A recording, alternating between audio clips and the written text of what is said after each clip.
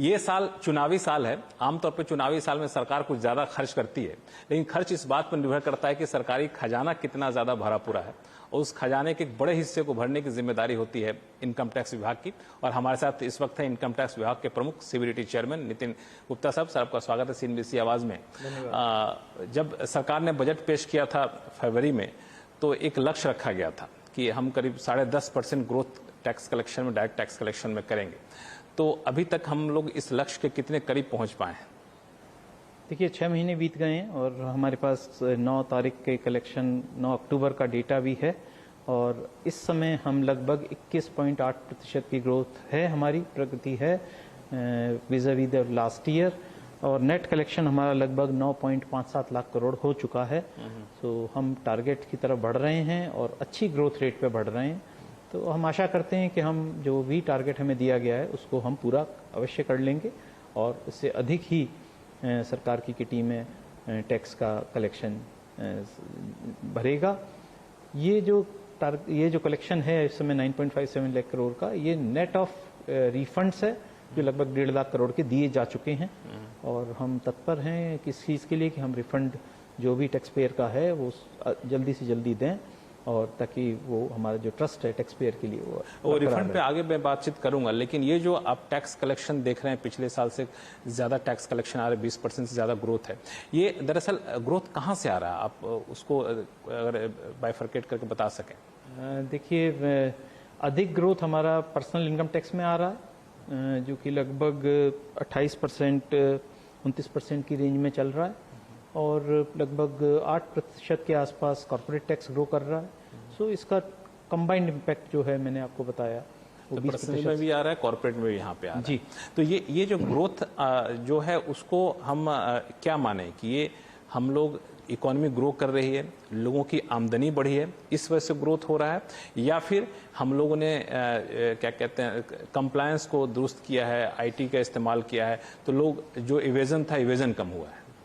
देखिए, मल्टीपल चीज़ें हैं, और जैसे कि हम लोग देख ही रहे हैं इकोनॉमी ग्रोथ कर रही है, इकोनॉमी की ग्रोथ का भी इम्पैक्ट आ रहा है। टैक्स रेट आप देखिएगा कि tax rate over a period of time reduce हुई हैं, वो मॉडरेट हुई हैं, रेशनलाइज हुई हैं, उसके बावजूद ग्रोथ आना इसी बात का द्योतक है कि इकोनॉमी में बहुत अच्छी ग्रोथ है।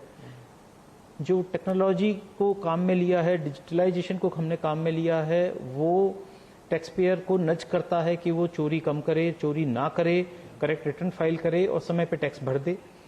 और जो जिस तरह से हमने सुविधा प्रदान की है टैक्स पेयर को रिटर्न फाइलिंग में, उसको असिस्ट करते हैं वेबएक्स के माध्यम से, कॉल सेंटर के माध्यम से, एक ओवरऑल इंटेग्रिटी मेंटेन की हुई है, जो कैलेंडर है, तो वो सब भी काफ़ी प्रेरित करती है टैक्स पेयर को कि वो अपने दायित्व को पूरा करे। और इसमें जो पिछले 2 साल से आप देख रहे होंगे, प्रोसेसिंग बहुत तेज कर रहे हैं, रिफंड का इश्यू कर रहे हैं, तो ये सारे फैक्टर मिलके ऐसा एक वातावरण क्रिएट कर रहे हैं कि yes there is growth in taxes. आपने एक बहुत अच्छी बात की कि जो टारगेट हम लोग रखे थे, जो एस्टिमेट था, उसको भी एक्सीड कर सकते हैं अगर ये ग्रोथ रेट बना रहा तो। अभी हर कोई ये आमतौर पे सहमत है कि 6.5% का ग्रोथ हम लोग देखेंगे इकोनॉमी में। तो 6.5% के ग्रोथ के हिसाब से कैलकुलेट करें तो प्रोजेक्शन कहाँ जाता हुआ दिख रहा है आपका? बड़ा मुश्किल है इस समय कहना, क्योंकि अभी बजट हमारा दूर है, लेकिन जैसे ही हम दिसंबर का एडवांस टैक्स का फिगर देखेंगे, और अभी आप देखिए कि 31 अक्टूबर को कंपनियों का रिटर्न फाइल होना है, और जहां उनकी प्रोसेसिंग बकाया है, क्योंकि रिटर्न ही फाइल नहीं हुआ तो प्रोसेसिंग बकाया है।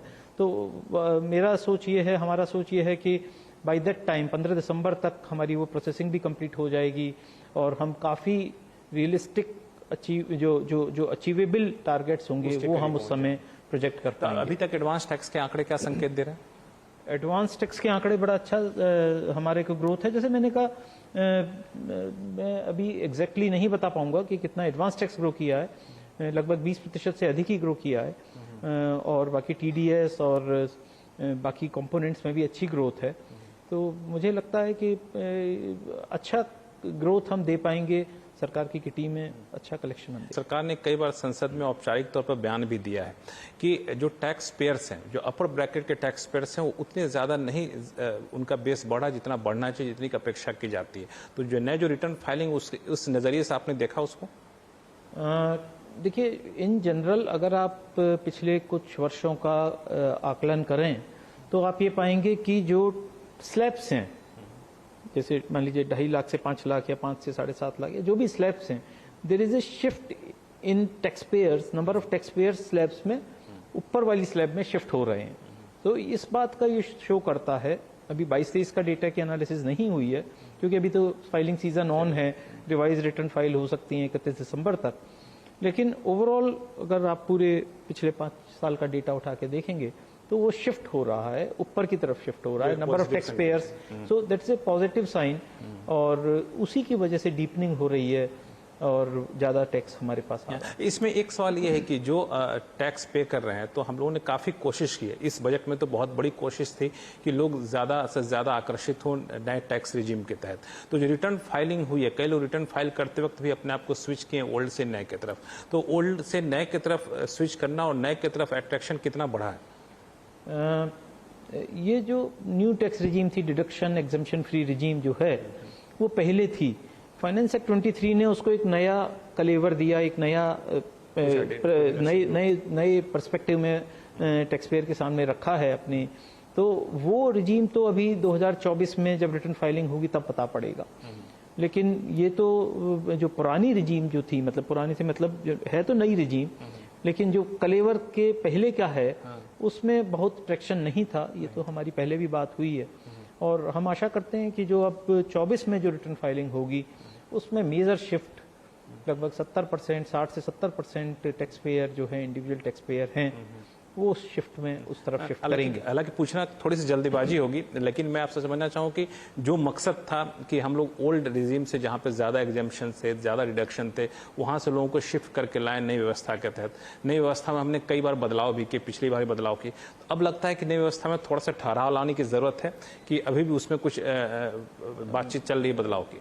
नहीं, कोई बातचीत नहीं चल रही है। अगर आप देखेंगे जो अभी फाइनेंस एक्ट 23 के तहत आया है उसमें मैक्सिमम पॉसिबल एक्सटेंट तक रिलीफ दे दिया गया है, इवन मार्जिनल रिलीफ भी दे दिया गया है।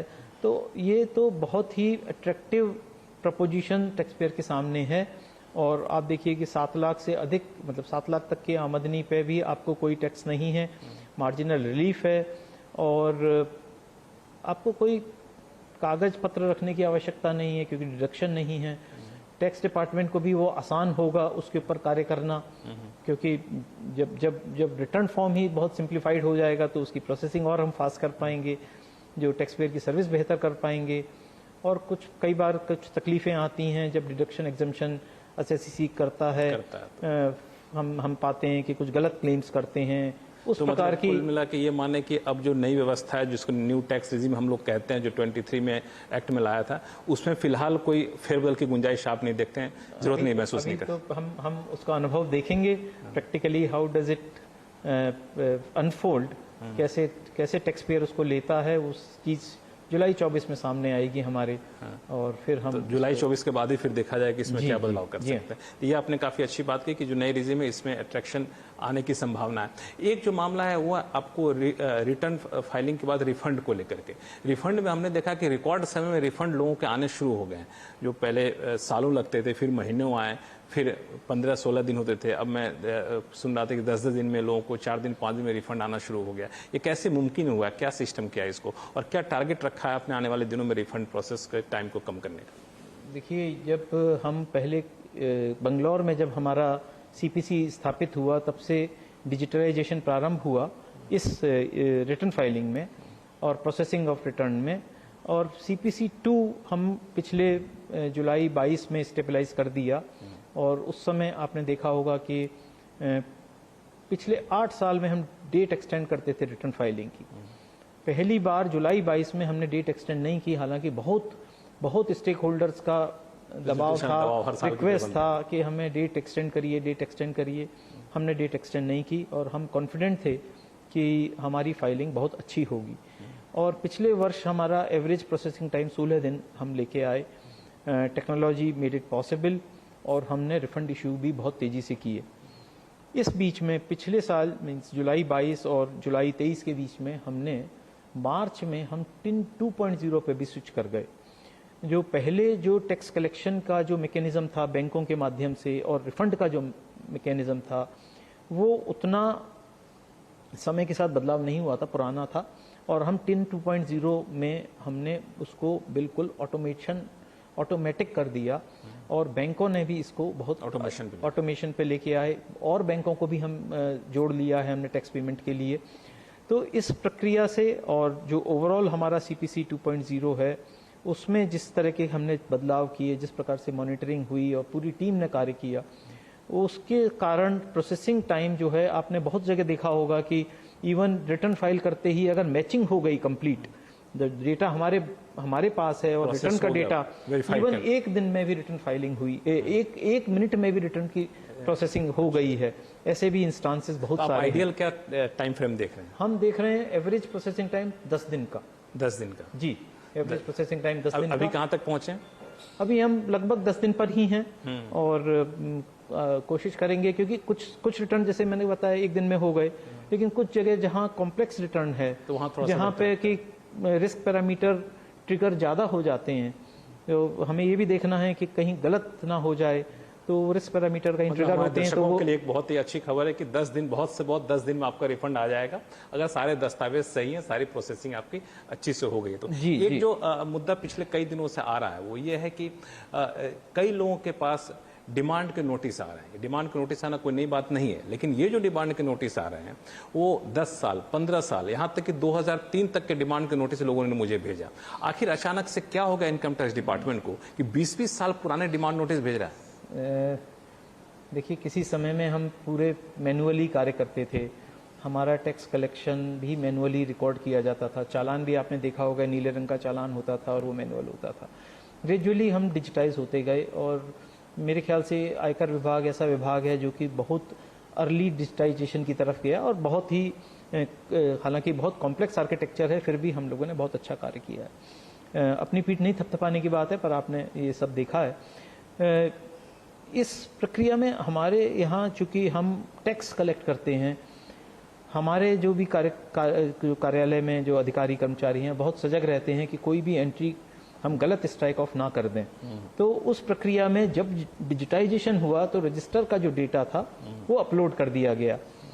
अब पिछले कुछ वर्षों में कोविड आ गया या कार्य कम हुआ इस तरफ, अब हम लोग देख रहे हैं कि जो हमारा जो रजिस्टर में जो डिमांड है उसके ऊपर भी कार्य करना चाहिए। और दूसरा चीज क्या हुआ कि तो ये जो 20 साल पुराने रजिस्टर में डिमांड था उस पर फिलहाल कोई ध्यान नहीं दिया गया था, अब जब डिजिटाइज किया जा रहा है तब ध्यान दिया जा रहा है। डिजिटाइज कर दिया गया एक बात। दूसरा क्या हो रहा है कि जब अब चूंकि प्रक्रिया काफी त्वरित हो गई है, तो जब आपका रिफंड जाता है और अगर आपकी कोई डिमांड है तो सिस्टम मैच करता है, और जहां मैचिंग होती है वहां पे एसएससी को एक नोटिस जाता है कि भाई आपकी इस साल की डिमांड है, इस वर्षों की आपकी डिमांड है, वो 3 की हो सकती है, 10 की हो सकती है, 15 की हो सकती है, जो भी डिमांड है, और उनसे पूछते हैं। मतलब it's a rather tax payer service की तरफ ही कार्य है हमारा। उससे पूछा जाता है कि क्या आप इससे सहमत हैं या असहमत हैं।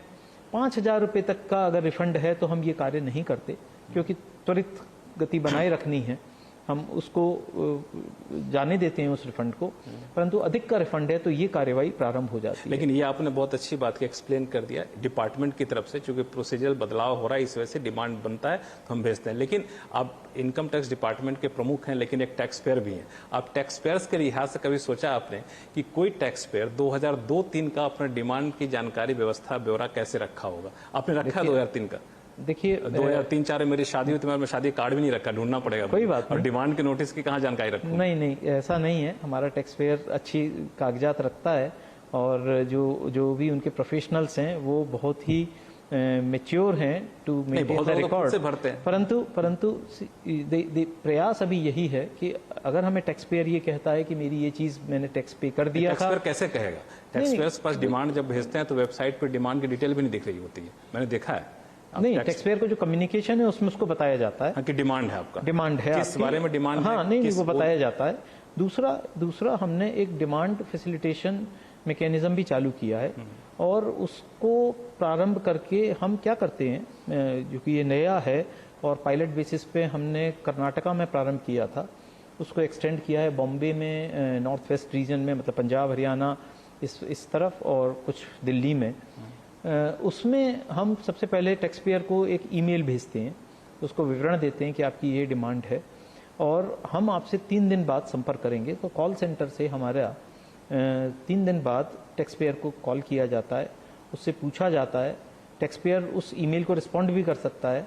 और कई बार टैक्स पेयर ये कहता है कि अगर उसने टैक्स पे कर दिया है या उसका रेक्टिफिकेशन हो गया है या कोई भी बकाया नहीं है, उसके रिस्पॉन्स को हमारे जो जो जो जुरिस्डिक्शनल ऑफिसर है अल्टीमेटली जिसको ये ठीक करना है उस तक वो कनेक्ट करता है। कई बार टैक्स पेयर कहता है मैं अपने चार्टर्ड अकाउंटेंट से बात करना चाहता हूँ, और वो तो हम उसको कॉन्फ्रेंस में लेके कॉल सेंटर सुविधा के अनुसार, कई बार आप भी मीटिंग में हैं, आप नहीं ले सकते कॉल, तो असेसी की सुविधा के अनुसार, टैक्स पेयर की सुविधा के अनुसार कॉन्फ्रेंस में लेके उसको रिजॉल्व करने का प्रयास किया जाता है। हालांकि और मैं 1 मिनट और लेना चाहूँगा। और ये जो पायलट हमने 3-4 स्थान पर प्रारंभ किए, इसमें लगभग 1.5 लाख एंट्री हम रिड्यूस कर पाए हैं, रिजॉल्व कर पाए हैं। तो बहुत ही ये हमें प्रयास तो करना पड़ेगा, हम किसी भी टैक्स की एंट्री को छोड़ नहीं सकते, अल्टीमेटली सॉवरेन का ये राइट है। तो हम प्रयास कर रहे हैं कि इसको किस प्रकार से हम अपनी बुक्स को क्लीन कर सकें।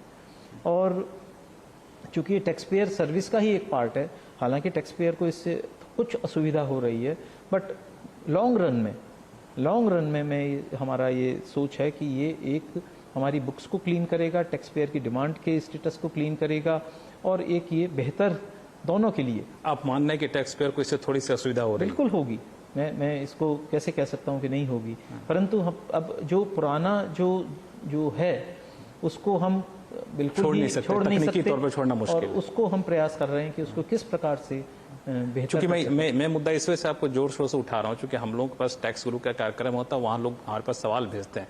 उसमें कई लोगों ने कहा कि हम तो रिटायर कर चुके हैं, हम तो 80 साल को हो चुके हैं, अब ये कह जा रहे हैं कि आप क्या 10,000 रुपये का रिफंड बनता है, हम उसको एडजस्ट क्यों न करें डिमांड के अगेंस्ट। वो डिमांड जब का बता रहे उस तक मेरे पास डेटा तक नहीं है, तो ऐसे लोगों के लिए मुश्किल है बता पाना। वो उस टाइम में सीए भी नहीं रखे होंगे। हम जैसे जैसे मूव फॉरवर्ड करेंगे इस तरफ, will come forward with new thoughts, तो उसको डेलिब्रेट करेंगे। परंतु अभी हमने प्रयास किया है, जो मैंने बताया कि ये डिमांड मैनेजमेंट फैसिलिटी जो हम मैनेजमेंट हम कर रहे हैं, उसके तहत हम हैंड होल्डिंग कर रहे हैं। हम चाहते हैं कि हैंड होल्डिंग हो।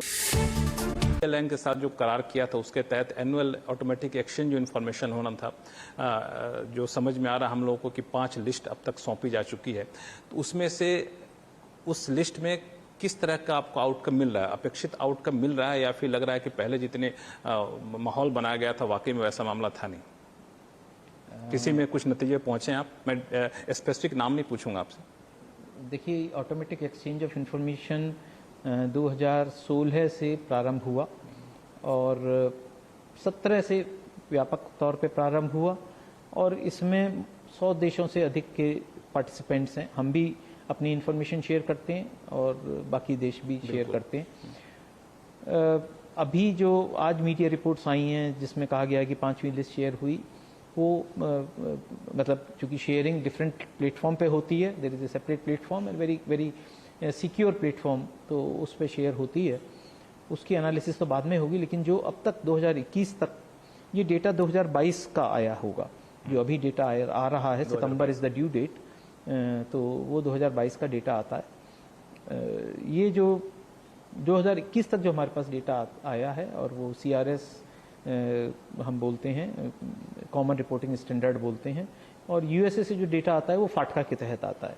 तो CRS और फाटका के डेटा को हम एनालाइज करते हैं, और उसके ऊपर जो रिस्क प्रोफाइलिंग करने के बाद हम जो केसेस हैं उनको आइडेंटिफाई करके इन्वेस्टिगेट करने का कार्य करते हैं।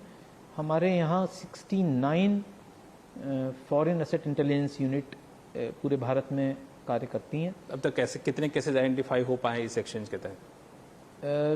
देखिए, डेटा बहुत एक्सचेंज में बहुत डेटा आता है, लेकिन वो डेटा जो है वो उसको रीड करना और उसको बिकॉज डेटा में आइडेंटिफायर कम होता है।